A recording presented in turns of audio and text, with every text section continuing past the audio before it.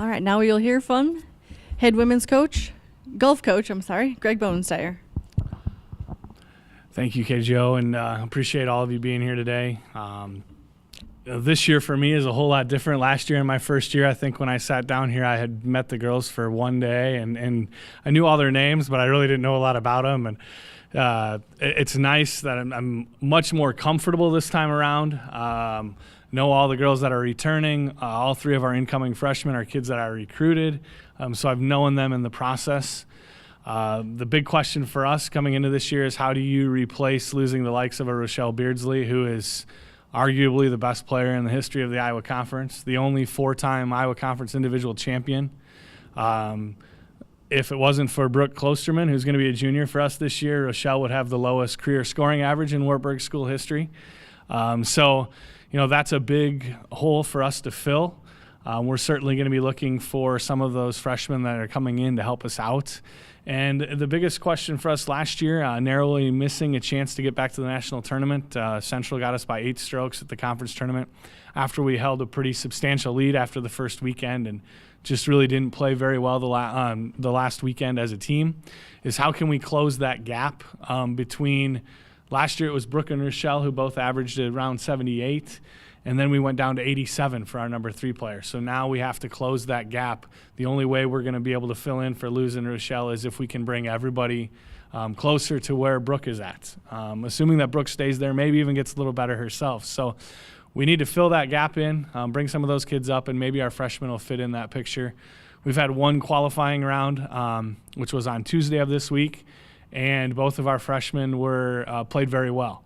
Or 2 of the 3 played very well, and looks like they're going to put themselves in a position where they're going to challenge some of those returners for a spot in our top 5, which is only going to help our team be more competitive and be better.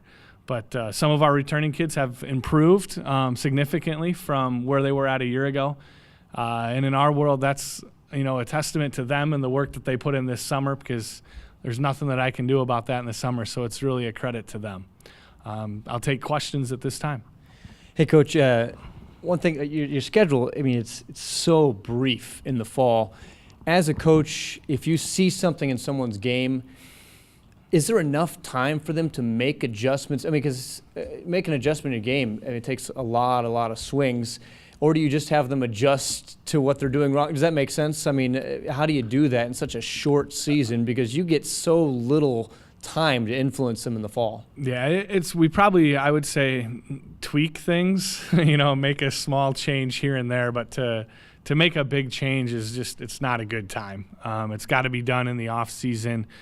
And that's one of the challenges of our situation is, you really can't see them at that time, don't know much about what they're doing, but so right now we'll make a couple tweaks, a couple adjustments here and there, but playing every weekend for 6 weeks in a row, there just really isn't the time for us to make a major swing change or anything like that. And, to be completely honest, most of our girls have somebody else that does, has worked with them in the past. So my situation is I'm going to make small adjustments, but I'm not going to overhaul anything, partially because of our time and partially because of just the situation and the nature of golf and how that works. How much of an advantage you feel being able to host a conference championship can set up for this team this year? We hosted it last year, so I think the men have it this year. But we, the thing was we had an opportunity last year to host it. But the biggest thing for us right now is if those freshmen are going to be a part of our lineup, is how do we get them acclimated to college golf quickly? The biggest change is I go to the state tournament for high school golf, and they're playing between 5,000, maybe 5,100 yards. And we have to play at least 5,800 for it to be a legal round and count in NCAA. That's 50 yards per hole difference between what they're used to playing in high school. So it's just that acclimation process of hitting longer clubs and being comfortable being around everybody in your group being as good, maybe better than you, and how do you handle that and compete at that level. So we play our conference tournament this year at Pheasant Ridge as we normally do and at Indianola Country Club. And the team's headed down tomorrow for a practice/qualifying round at Indianola. So we'll try to get some notes and, get an idea, give them a chance to see that course before then. Because I don't think anybody on our roster has played the golf course yet. It's not a tournament. They host a tournament. It's not one we normally have gone to. So it's going to be a little bit of acclimation period for everyone tomorrow when they're down there playing. What do you like out of what you've seen out of Brooke as a leader coming back, and what makes her so successful? Brooke is extremely talented. I mean, that's number one reason why she's successful. But she's, she comes from a golf family, has a huge golf background. Her older sister played at Wartburg. Her brother played at UNI. Her mom played at Iowa. She's comfortable out there. And I think this year, starting to see a little bit more of the leadership from her. She's always kind of led with the example that she sets and the way that she approaches practice and things like that. But now I think being a junior, she feels like she can be a little bit more of a vocal leader. Not that there's a lot of rah-rah stuff in golf, but the other day we were out on the course for a qualifying round, and one of our freshmen was playing with her and hit a ball into a bad spot on the course, and she was going to make a decision to hit a shot that probably wouldn't have been a very good decision, and Brooke was by her, and she's like, what if you just did this and got the ball back into play and went from there? And those are the types of leadership things that you look for in golf, especially from somebody who's not only as talented as her but has her experience. She's finished second in the conference tournament twice, played in the national tournament as a freshman, so we're certainly going to lean on her for some of those leadership qualities. You mentioned the longer yardage between high school and NCAA requirements, as well as now having to try and find someone to fill in the spot for Rochelle Beardsley. What was it that you looked for when recruiting, and do you think that your freshman class has managed to fulfill what you were looking for? Well, number one, you want to have kids who are successful in high school, and if they come from a good program, it's usually a program that's traditionally very good. I think that's a good sign that they've kind of had to go through the ranks and battle their way into their lineup.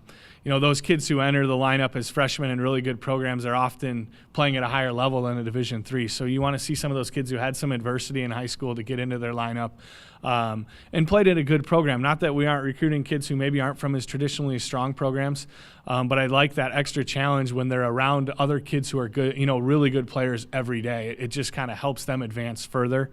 One of the things that when I took this position, I thought, I'm not going to read too much into how far a kid hits the ball off the tee. And in the last year and a half, I've realized a little bit of the importance of that. If they could score in high school, you like to think that they can find a way to score in college, but there's a difference. And I think that's going to be one of the biggest changes. Our going to be sophomore this year, Darby Kramer, has gotten significantly stronger from last year, and her biggest challenge last year was she just didn't hit the ball very far. But she's gotten stronger, and she's hitting the ball 15 to 20 yards further off the tee right now, and the whole game has changed for her a little bit. So our incoming freshman, definitely Mackenzie Roberts from Cedar Falls, played in a great program, finished, I think, 6th or 8th at state last year individually. Hits the ball a very good distance to be successful at the college level early on in her career.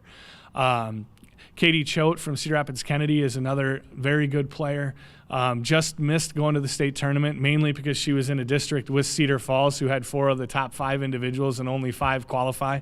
The other girl in her district is playing at UNI right now, so she finishes 6th in that district. Doesn't hit the ball as far as Kenzie, but is just a real solid player, makes great decisions on the course. And Hannah Zaikuda from Waterloo West is, it's probably gonna take her a little bit of time, but she has the potential to get where we want. Some of that's for her, as she's real small, is gonna be gaining that strength, hitting the ball a little bit further, which is gonna make the whole game easier for her. So I do think that the freshmen we brought in I think that they're in a position to succeed. It might take us a little bit of time to get them where we really want them, but I think that they definitely have the opportunities to help make us better and challenge to be in our lineup this year. So you got a couple seniors on the roster. Not many people think of golf as a team sport, but how have those two being on the team and having that experience on their belts, how has that helped some of the freshmen, some of the underclassmen develop their game and get to where you kind of want them to go?